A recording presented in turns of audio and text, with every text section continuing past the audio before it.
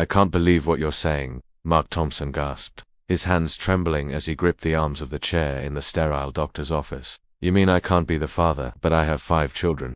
Dr. Elena Ramirez leaned back in her chair, her expression a mix of professional sympathy and unflinching resolve. The fluorescent lights overhead buzzed faintly, casting harsh shadows on the walls lined with medical charts and anatomical posters. Mark's world had tilted on its axis in the span of a single sentence. He had come here for a routine checkup, prompted by a nagging fatigue that had plagued him for months. He never imagined it would lead to this, a bombshell that shattered the foundation of his life. I'm afraid the tests are conclusive, Mr. Thompson, Dr. Ramirez said gently, sliding the lab report across the desk. Your sperm count is 0.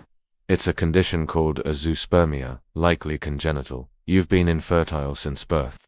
There's no way you could have fathered any children biologically. Mark's mind reeled. Infertile, congenital. The words bounced around his skull like errant pimples. He thought of his 5 kids, Emily, the eldest at 12, with her curly brown hair and infectious laugh. Twins, Jack and Lily, 9 years old, always bickering but inseparable. Little Sarah, 6, who still believed in fairies. And baby Max, just turning 2, with his chubby cheeks and first words. They were his everything. He had been there for every birth, every milestone. How could this be? But that's impossible, he stammered, his voice cracking. I've seen them born, I've raised them. They look like me. Emily has my eyes. Jack has my nose. This has to be a mistake. Run the tests again. Dr. Ramirez shook her head. We've double-checked, triple-checked even. The results are consistent. I understand this is devastating news.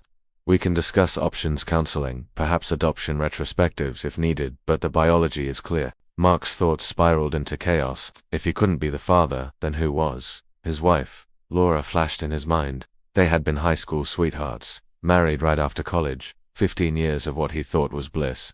No affairs, no secrets, or so he believed. But now, doubt crept in like a thief in the night. Had she betrayed him? Multiple times, 5 children.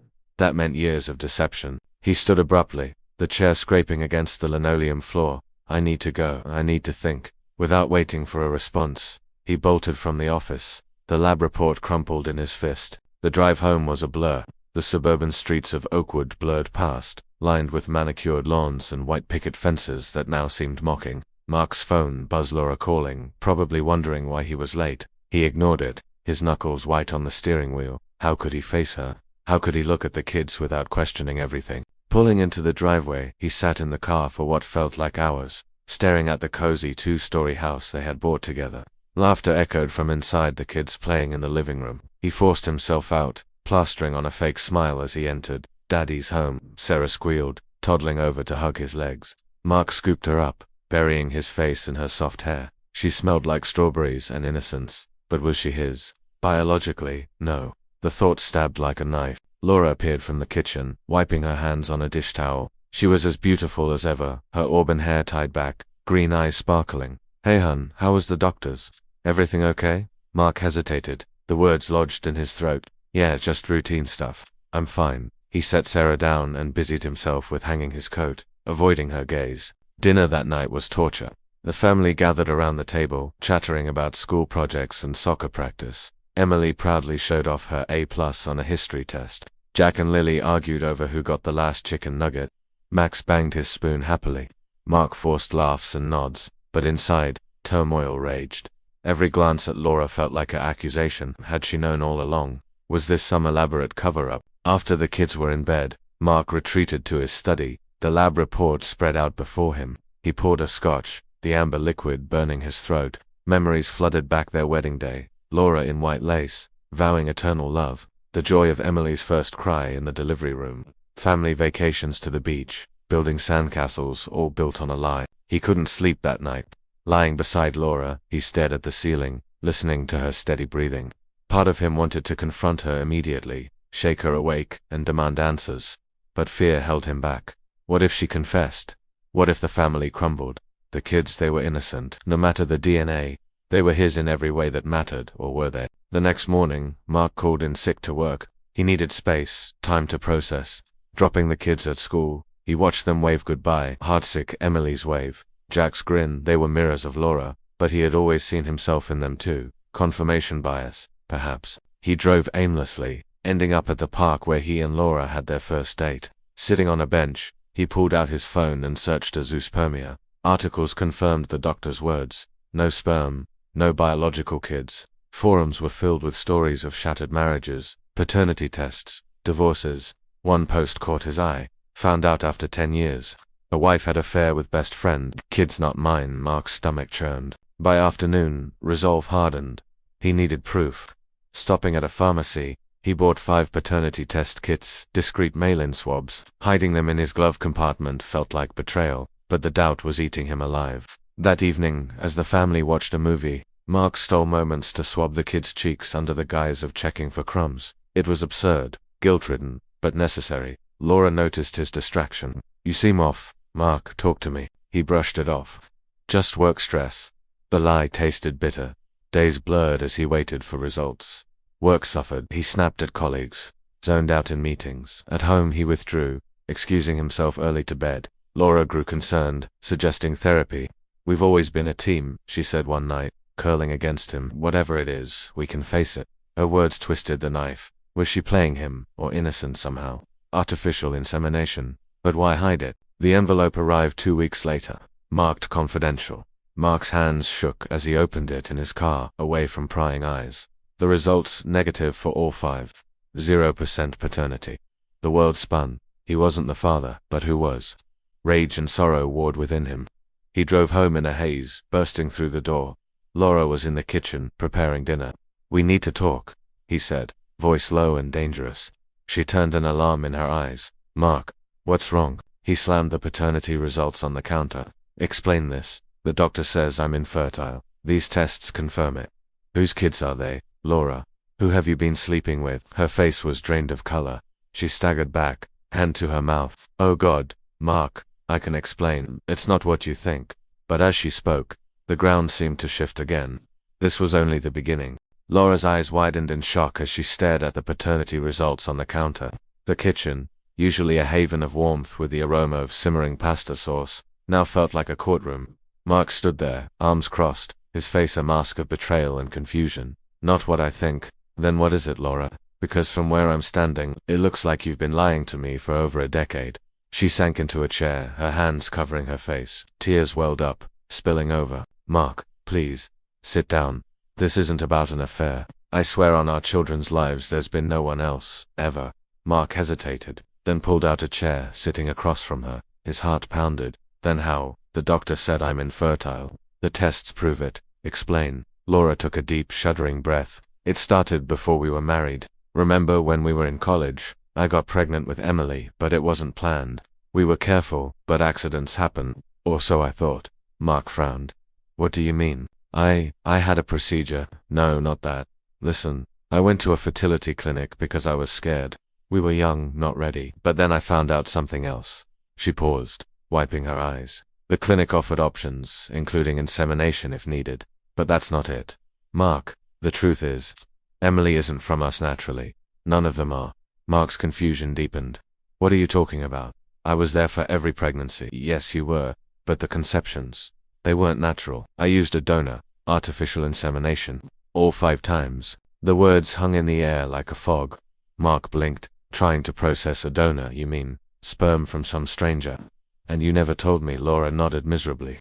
"I know it sounds insane, but back then, when I first got pregnant— no, wait, I wasn't pregnant then. I lied about that too. God, this is hard." She stood, pacing the kitchen. "Okay, from the beginning. In college, I had health issues, irregular periods. Doctors said possible infertility on my side too. But I didn't tell you because I didn't want to worry you. We were so in love planning our future." Mark recalled those days. Late-night study sessions, dreams of a big family. "Go on." "After we graduated, when we decided to start trying for kids, nothing happened for months. I panicked, went to a specialist alone. They confirmed my eggs were viable, but perhaps compatibility issues. They suggested donor sperm. I was desperate for a family. Mark, you always talked about wanting kids. I thought if I used a donor who looked like you, brown hair, blue eyes, it would be our secret, our family." Mark's jaw dropped. "You did this without telling me. For Emily, and the others," she whispered. "Each time I went to the clinic, got inseminated, timed it with our intimate moments so you'd think it was natural. The pregnancies were real, the births. At the start, it was clinical." Rage bubbled up. You deceived me, made me believe I was the father. Why not tell me? We could have adopted, or used my sperm, if possible. No. Wait, the doctor said I'm infertile. Did you know that too? Laura shook her head vehemently. No, I swear, I didn't know about you. The doctors assumed it was me, or us together. They never tested you because I didn't involve you. I was ashamed, scared you'd leave if you knew I couldn't conceive naturally. Mark buried his head in his hands. This is unbelievable. So all these years I've been raising another man's children. They're our children. Mark, you raised them, loved them. DNA doesn't change that, but it does, he shouted, standing up. I've been living a lie, and the donor, who is he? Some random guy. Laura hesitated. The clinic, it's anonymous. But I chose profiles carefully. Intelligent, healthy, similar to you. Similar, that's supposed to make it better. Mark stormed out of the kitchen, grabbing his keys. I need air. I can't be here right now. Mark, wait. The kids, I'll be back, he muttered, slamming the door. He drove to a nearby bar, a dingy place he hadn't visited in years. Nursing a beer, he replayed Laura's confession. Artificial insemination, no affair, but still a betrayal. The trust shattered. He thought of the kids again. Their faces, their quirks. Emily's artistic talent did that come from the donor. Jack's athleticism. His phone buzzed. Texts from Laura, pleading to come home. He ignored them, ordering another drink. Hours passed in a haze of what-ifs. What if he had known? Would he have stayed? Probably. He loved Laura, but the secrecy stung. Eventually, sobriety nudged him home. It was late, the house dark. Laura waited in the living room, red-eyed. I'm sorry, she said softly. I should have told you from the start. Mark sat beside her, exhausted. Why now? Why confess? Because you found out. And because there's more. She took his hand. The clinic called last year. New laws: donors can opt to reveal identities. Ours did. For all 5 ITs, the same donor. He wants contact. Mark's blood ran cold. The same guy. Father of all our kids, and he wants to meet. Laura nodded. I ignored it, hoped it would go away. But now, with this, who is he? Mark demanded. His name is David Harlan, a professor now, lives 2 states away. Mark felt a surge of possessiveness. No way. Those are my kids. He can't just waltz in. But legally he has rights. Sort of. Donor anonymity is breaking down. The next days were a whirlwind. Mark threw himself into research, scouring online forums about donor-conceived families. Stories varied, some harmonious blended families, others bitter disputes. He even contacted a lawyer, learning about parental rights since he was on the birth certificates. He was legally the father, but emotionally, he observed the kids with new eyes. Sarah's bedtime stories, Max's first steps, precious, unchanged, yet doubt lingered. One evening, Emily asked, Dad, why are you sad? He hugged her, fighting tears. Just grown-up stuff, kiddo. Laura suggested counseling. We can work through this together. Reluctantly, Mark agreed. Their first session was tense, the therapist probing gently. Betrayal of trust is key here, she said. Laura, why the secrecy? Fear, Laura admitted, of losing him. And Mark, what do you need? Time, he replied, and truth. As weeks passed, they navigated fragile peace. Mark avoided mentioning David Harlan, but curiosity gnawed. Late one night, he searched online. David Harlan, professor. Results popped up: a biology professor at a university. Articles on genetics. Ironically fitting. Photos showed a man in his 40s, brown hair, blue eyes eerily similar to Mark. A message board linked to donor siblings. Apparently, David had donated multiple times. There were other families. Mark's kids had half-siblings out there. The revelation hit hard. Not just 5 kids, but potentially more. A whole network. He confronted Laura again. Did you know he donated a lot? She shook her head. No. The clinic said limited. Another lie unraveled. Mark decided he needed to meet David. Not for the kids yet, but for closure. He emailed the professor, arranging a neutral meeting at a cafe midway. The day arrived. Nerves jangling. David was punctual, extending a hand. Mark, thanks for coming. They sat, awkward silence. David spoke first. I donated in my 20s. For money. To help couples. Never expected contact. Why now? Mark asked. Curiosity and health reasons. Genetic info for the kids. Mark studied him. Similar build, mannerisms. You've fathered my children. Biologically. David nodded. But you're their dad. I don't want to intrude. Too late. Mark said bitterly. They exist because of you. The conversation flowed. David's life, no kids of his own, divorced. He shared medical history, no major issues. Parting, Mark felt a mix of relief and resentment. David wasn't a monster, just a man. Back home, he told Laura, he's not taking them, but maybe, someday, the kids should know. Laura agreed. When they're ready, healing began slowly. Mark recommitted to the family, attending school events, playing board games. The kids sensed the shift, thriving on the attention. But one night, Emily overheard a hushed argument. "Mum, Dad, am I adopted?" Mark and Laura exchanged glances. The truth was creeping out. They sat her down, explaining gently, "Not adopted, but conceived with help." "We love you the same," Emily cried, confused. "So Dad's not my real dad?"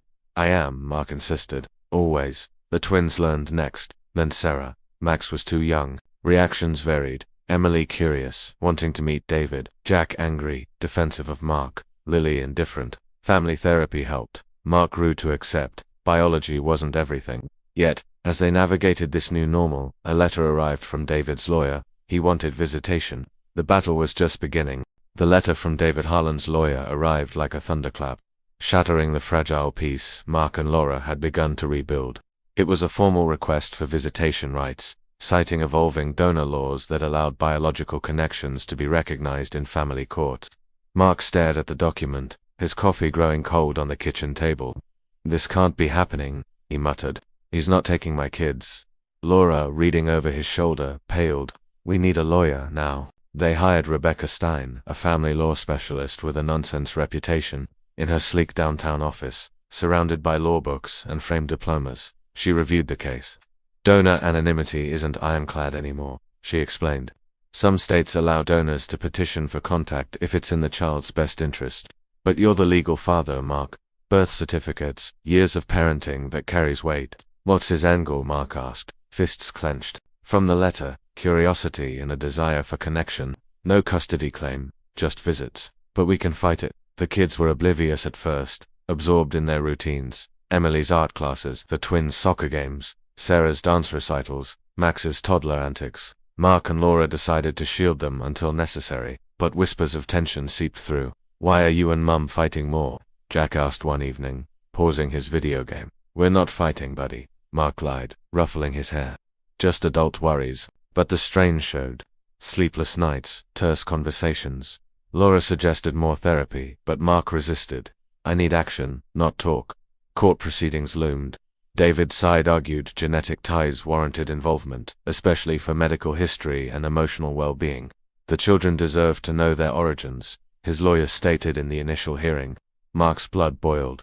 "They know their origins with us," he whispered to Rebecca. The judge, a stern woman in her 60s, ordered evaluations, psychological assessments for the family, interviews with the children. It felt invasive, like their life was under a microscope. Emily, at 12, was first. In the evaluator's office, she fidgeted with her sketchbook. "I love my dad," she said firmly. "But I wonder about the donor guy. Like, do I have his talents? I draw a lot maybe from him." The report noted her curiosity. Jack was defiant. "Dad's my dad. End of story." Lily echoed him, but Sarah, at 6, was confused. Two daddies. Like in stories, Max babbled incoherently. The evaluations painted a mixed picture. Stable family, but underlying identity questions. David's psyche eval showed him as well-adjusted, motivated by altruism. As the case dragged on, media caught wind. A local news outlet ran a story. "Donor dad seeks role in 5 kids' lives," anonymized, but neighbors whispered. At work, Mark faced awkward questions. "Heard about that donor case? Crazy, huh?" a colleague said. Mark forced a laugh, dying inside. Laura bore the brunt at home. "This is my fault," she confessed one night, sobbing. "If I'd told you sooner." Mark held her, anger softening. "We both made choices. But we're in this together." He delved deeper into David's background, hiring a private investigator.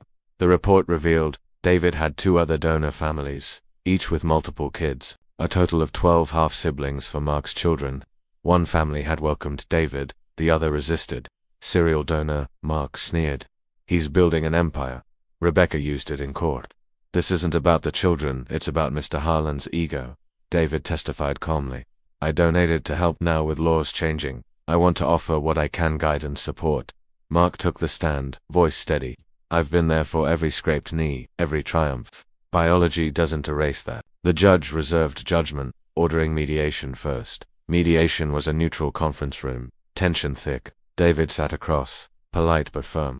I don't want to replace you, Mark. Just be a part of their lives. Why now? Mark challenged. After all these years, regret, David admitted. I have no family of my own. Seeing their photos your wife shared some anonymously, I felt a pull. Laura gasped. I did what? In the donor registry, optional photo shares. Laura had uploaded family pics years ago, thinking it harmless. Another layer of secrecy peeled back. Mark felt betrayed anew. You shared our kids with him. It was before he contacted us. She defended. For medical matching. The mediator intervened, suggesting supervised visits.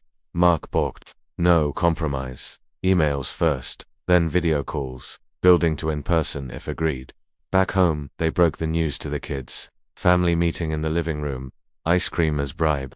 There's a man who helped us have you, Laura explained carefully. He wants to say hi. Emily's eyes lit.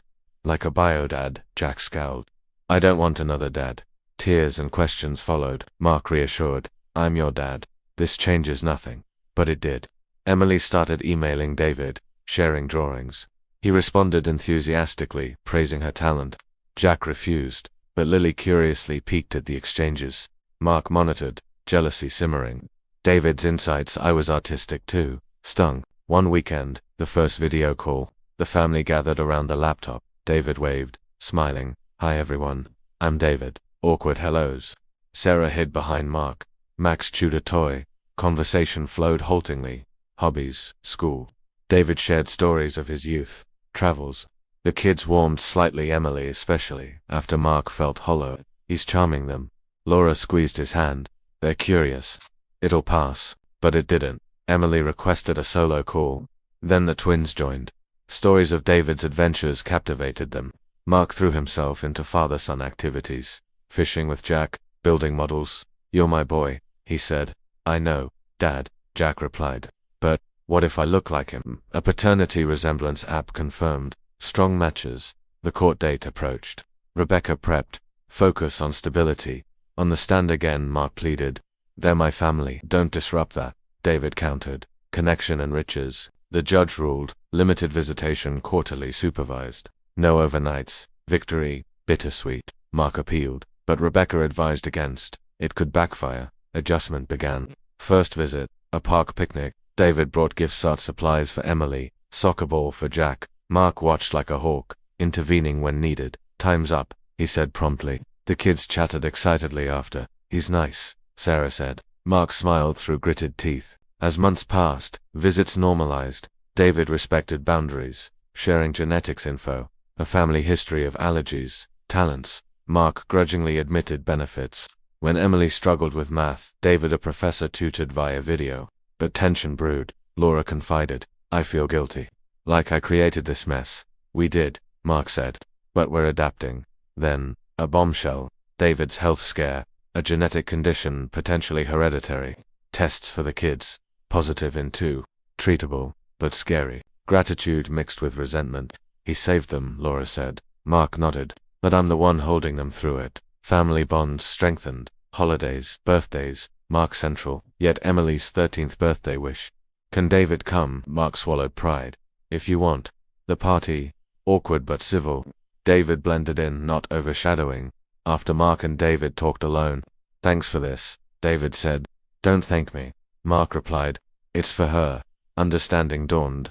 Rivals but united for the kids. Healing progressed. Mark explored his infertility, joining support groups. Stories mirrored his. Shock, anger, acceptance. One group member shared, DNA is just code. Love is the program. Mark embraced it. He was daddy replaceable. But fate twisted again. A call from the investigator. David's not who he seems. Dig deeper. What now?